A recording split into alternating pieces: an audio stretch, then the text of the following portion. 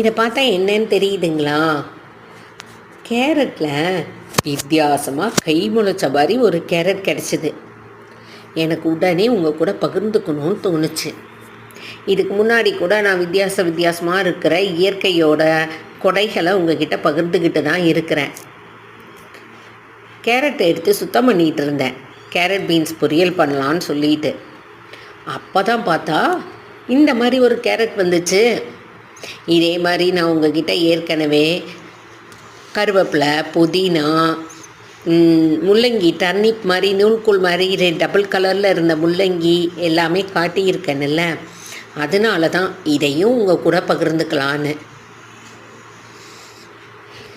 இயற்கை கொடையில் எத்தனை வித்தியாசமான பொருட்கள் எல்லாம் பார்க்கும்போது, இதே மாதிரி முன்னாடி ஒரு முறை ரொம்ப வருஷங்களுக்கு முன்னாடி என் பொண்ணெல்லாம் ரொம்ப சின்ன பிள்ளையாக இருந்தப்ப பழம் கூட 5 பழம் சேர்ந்து வந்துச்சு.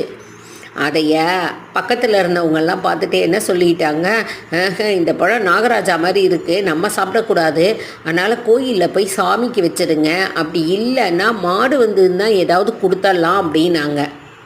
நாங்கள் சரி நமக்கே வம்பு, எல்லோரும் என்னென்னமோ சொல்கிறாங்க அப்படின்னு போய் நான் கோயிலில் சாமிக்கே கொடுத்துட்டேன். இந்த மாதிரி உங்களுக்கெல்லாம் நடந்திருக்கா?